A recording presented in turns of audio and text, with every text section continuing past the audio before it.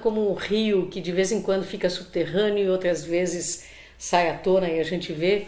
A gente teve várias fases de feminismo, como quando, por exemplo, as mulheres batalharam pelo direito à educação, ou quando as sufragetes batalharam pelo direito ao voto. E acho que aqui no Brasil foi mais ou menos no fim da década de 60, 70, basicamente, que surgiu de novo uma nova onda de feminismo depois de ter sido conseguido o direito ao voto. Isso significa em plena ditadura. Depois do ato institucional número 5, que é em 1968, é 3 de dezembro de 1968, o primeiro movimento que vai para as ruas de forma massiva são as mulheres. A gente ia para a periferia, a gente ia para o ABC, a gente foi para tudo quanto é canto para organizar esse movimento que hoje tem organizações talvez um pouco setoriais, talvez um pouco localizadas nos mais diversos cantos, mas que se comunica entre si nas grandes datas, que faz coisas em conjunto sempre que necessário. Não é novidade a gente ir para a rua. Eu aproveito, você aproveita o fato de que nós somos fruto de uma outra situação social que sorveu, que resulta, afinal de contas, de um esforço de muitas mulheres para que essas novas condições da sociedade pudessem se instaurar. É uma revolução na estrutura da sociedade em nome de melhorias das condições, não apenas condições de trabalho, não apenas condições de relacionamento, mas também condições de existência, no sentido mais simples do termo.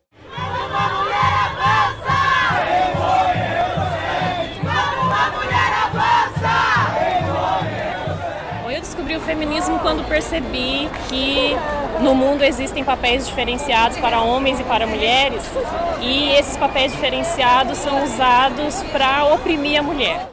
As mulheres que vinham se queixar de terem sido vítimas de violência, de estupro, de assédio, de espancamento em casa, seja lá o que for, a primeira orientação que a gente dava é que tem que registrar um boletim de ocorrência. Mas ela chegava na delegacia e o delegado dizia: minha senhora, 10 horas da noite a senhora estava na rua sozinha? Com essa mini saia ainda por cima? Como é que está na rua sem estar acompanhado de um homem? Eu acredito que o feminismo seja sempre um confronto em relação à lógica do patriarcado, que é a lógica da dominação masculina, em que a verdade, o caminho, a vida, a religião, a economia, a sociedade, enfim, tudo aquilo que se constrói na vida humana é ditada pelos homens.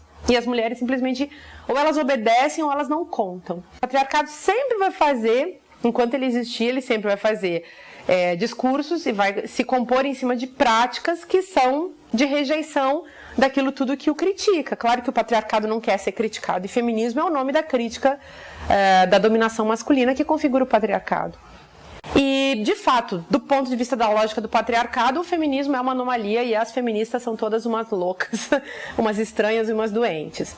Teve, inclusive, um período durante o qual teve assassinatos seguidos de 5 prostitutas no bairro do Brás, sem que a polícia localizasse o assassino. E aí a gente resolveu fazer uma marcha, uma passeata, e na passeata a gente dizia: bom, afinal de contas, não estão localizando o assassino porque provavelmente trata-se de prostitutas, eles acham que isso é uma mulher de segunda categoria, é um absurdo. E a palavra de ordem da marcha era: somos todas putas. E nós passamos pela zona toda de São Paulo fazendo essa manifestação, pararam os assassinatos.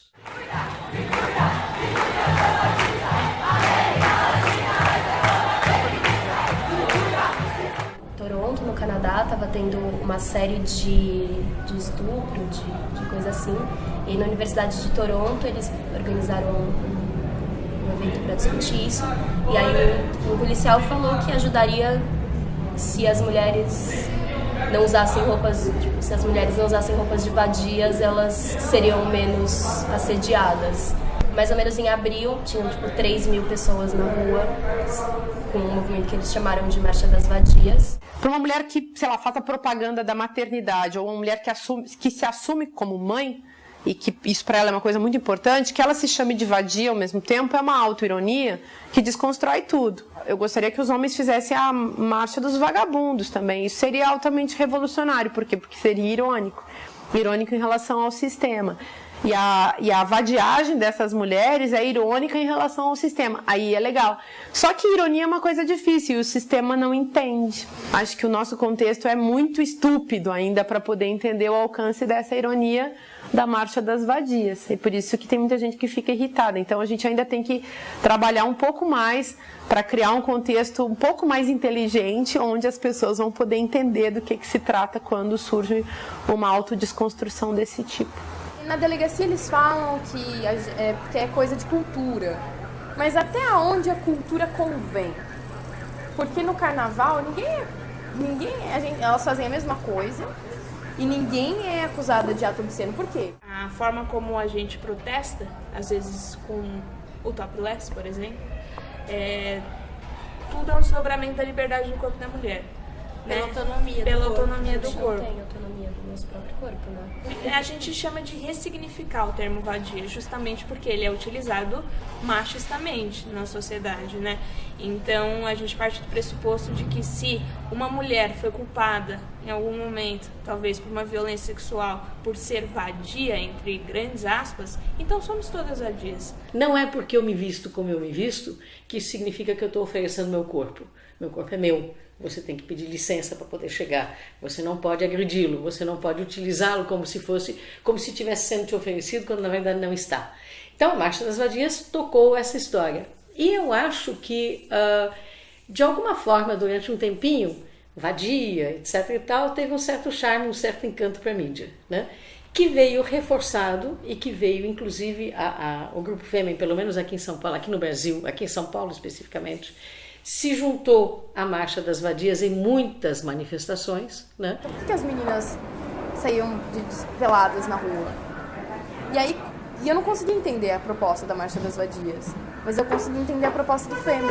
Eu passei por coisas muito, muito ruins quando eu era prostituta. Eu fui estuprada 2 vezes. E são coisas que a gente não consegue esquecer nunca. Como que uma menina de 17 anos que acabou de ser estuprada com quem eu podia falar? Se meus pais não podiam saber, eu tava locando um negócio sendo menor de idade.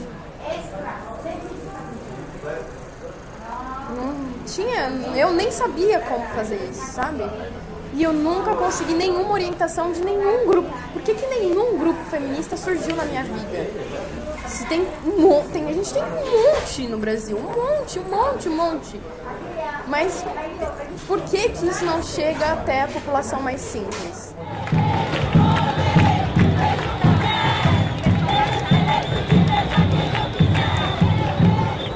O Acordo de Beijing fala especificamente da mídia, né? E aí eu fiz essa pesquisa a respeito de como é que alguns países que são democracias absolutamente estabelecidas, né, fazem para que a mídia possa prestar esse serviço também.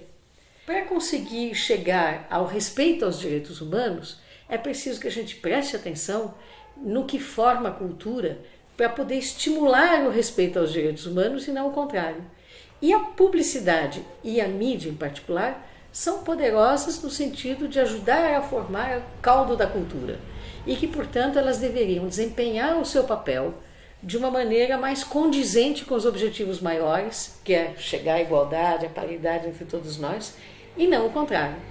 E eu acrescento também o seguinte, tem alguns meios que teriam que fazer isso de uma maneira mais particular ainda, que são os meios que são concessão pública, que é rádio e TV, são concessões públicas. Portanto, tem que cumprir uma finalidade social. Eu acho que a mídia retrata a mulher de forma bastante estigmatizada, né? Tem aquele padrão de beleza da mulher branca, mulher loira, né? E eu acho que ela retrata a mulher como muitas vezes como uma mercadoria mesmo. Retrata uma cultura machista que a gente tem no país, né? Que já vem de séculos, né? Eu acho que a história explica um pouco esse machismo, né? A educação, por exemplo, dos nossos pais tal, não foi muito pela televisão, foi por causa dos nossos pais machistas. Não, mulher tem que se dar o respeito, tal, não pode sair de roupa curta na rua. Então, daí essa cultura, esse pensamento acabou sendo transferido para a televisão, porque a televisão retrata. Para ganhar Ibope, ela retrata o que o povo gosta, o que o povo está acostumado, né?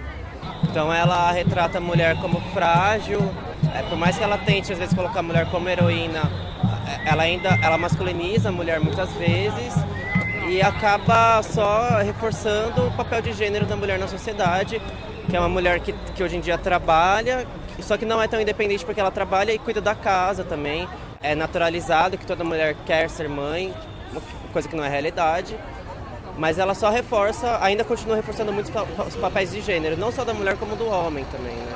Homem masculino que não pode ser feminino, que não pode usar maquiagem, que não pode cuidar dos filhos, né? Usar saia.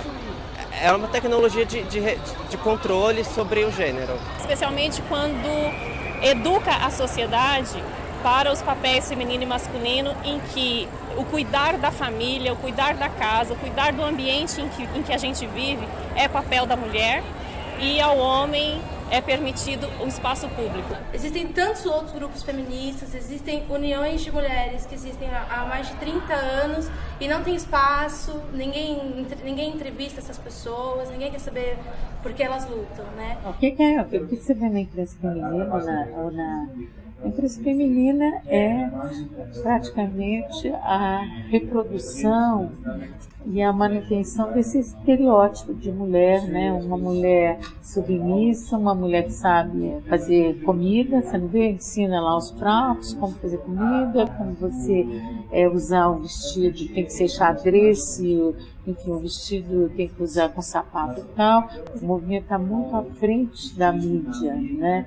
E agora é preocupante porque não tem mais censura, né?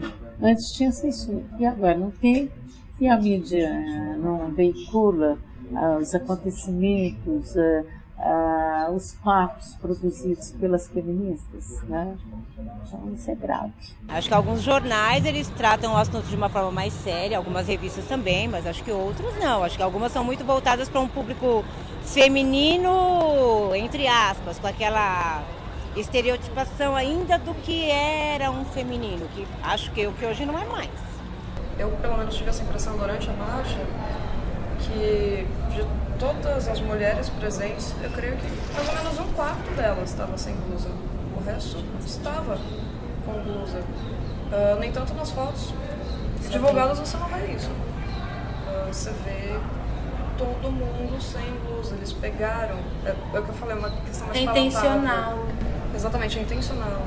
Porque talvez eles estejam interessados nesse limite. Você pode ser feminista e falar coisas até um certo ponto e ter uma imagem interessante para a gente continuar vendendo a mulher como ela sempre foi. Do mesmo jeito que há 30 anos atrás, eles davam uma ampla cobertura aos casos de violência contra a mulher, porque eles achavam que sangue na manchete vendia jornal também. E nós nos aproveitamos disso para tornar cada caso um caso exemplar e tentar ampliar a consciência da sociedade a respeito da violência e do absurdo que era ter que passar por isso. Você não entendeu? Eu não quero foto, esse corpo aqui é meu. Nós somos uma espécie dependente, né? Porque a gente precisa de cuidado e afeto o tempo todo para sobreviver. Para conseguir, para garantir esse afeto que é necessário na nossa sobrevivência, a gente observa atentamente o mundo ao redor e tenta perceber quais são os valores que são aprovados nesse lugar onde eu nasci, nesse lugar onde eu estou. E tenta reproduzi-lo. É assim que a criança aprende o choro operacional. Quando ela chora, vem o peito da mamãe. Assim ela aprende a sorrir, assim ela aprende a falar. Aí quando ela vai para a rua, ela percebe que tem outras pessoas, outros valores. Quando a gente anda, a gente vê na TV, a gente vê no outdoor, a gente vê no cartaz as mulheres que fazem sucesso. São dicas que nos dão de que para você ter sucesso, para você ser bem sucedido, para você ser bem avaliado, você precisa prestar atenção nessas coisas e ser o mais parecido possível com isso. Os meios de comunicação, eles poderiam ser simplesmente meios de comunicação, mas eles também são instituições do poder e administram o poder de transmissão da informação, constroem a informação e transformam também a informação em mercadoria. Então, os meios de comunicação vendem ideais de mulheres, ideais de homens, que, claro, debaixo do grande guarda-chuva do ideal do consumista, né? Para isso você tem que usar um creminho para não ter ruga nunca, você tem que tingir o cabelo, você tem que fazer lipoaspiração, você tem que fazer dieta, você tem que se vestir dessa maneira, você tem que falar dessa maneira, você tem que... Enfim, eles nos mostram praticamente tudo. O que a gente conhece de feminismo é sempre aquilo também que pode ser veiculado, é aquilo que pode aparecer. Eu fico desconfiada porque a história das mulheres é uma história de esquecimento e aquilo que foi mostrado era ou o inevitável ou o que pegava bem.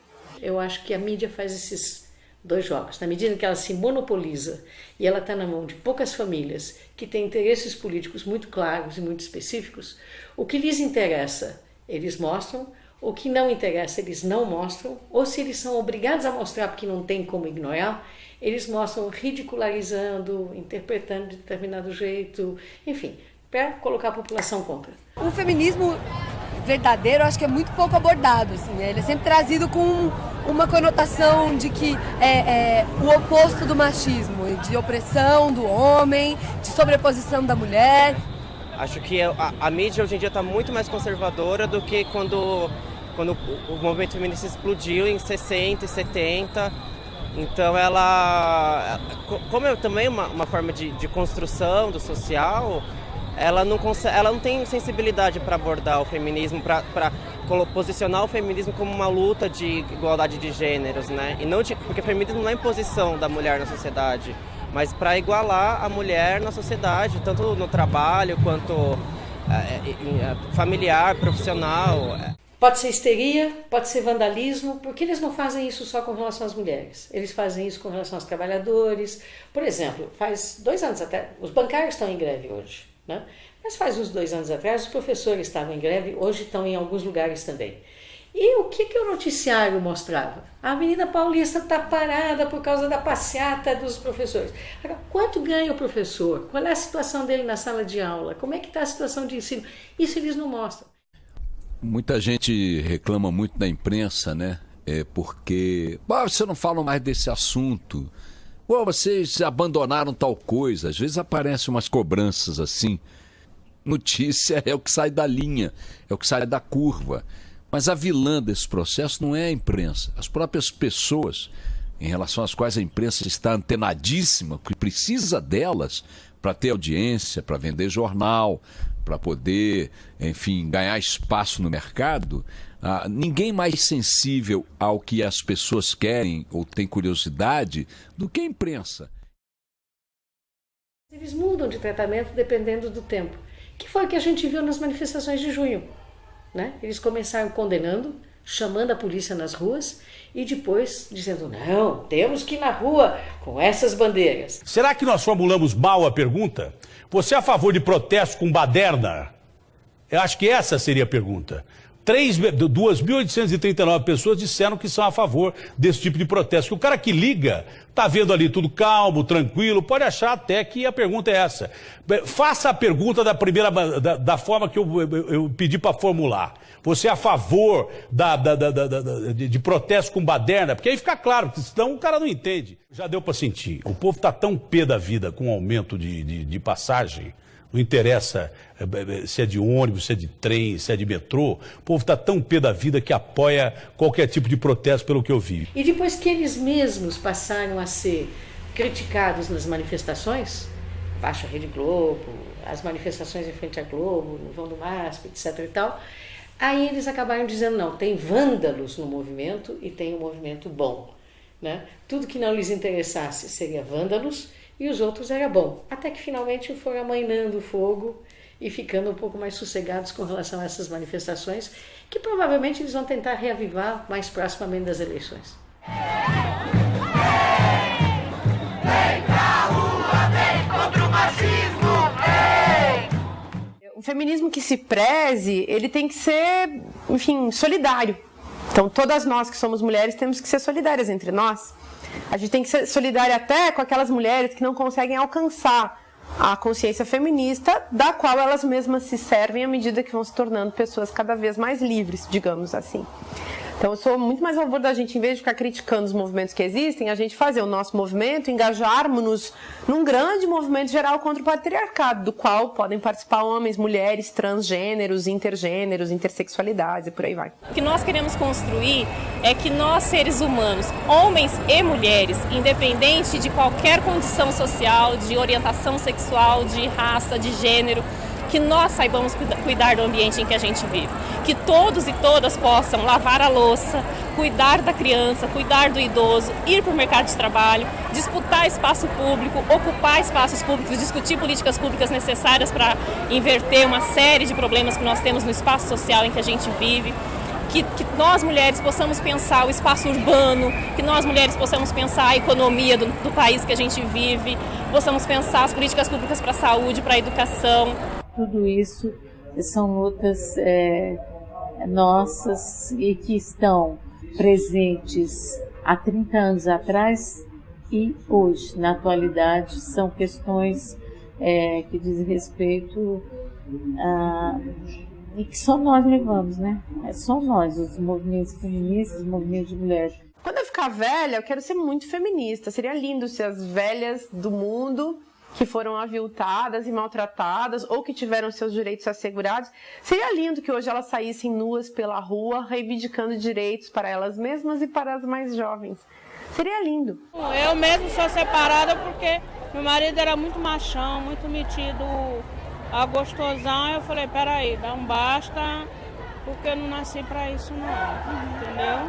Mas eu vejo, tenho muitas colegas minhas. Eu vejo muitas colegas minhas que passam por essa situação. Eu tenho dó, mas cada um é cada um, né?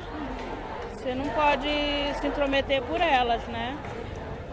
Mas eu dou conselho, vão seguir a vida de vocês e deixa esses machistas pra lá, essas tranqueiras pra lá. Eu chamo de tranqueira.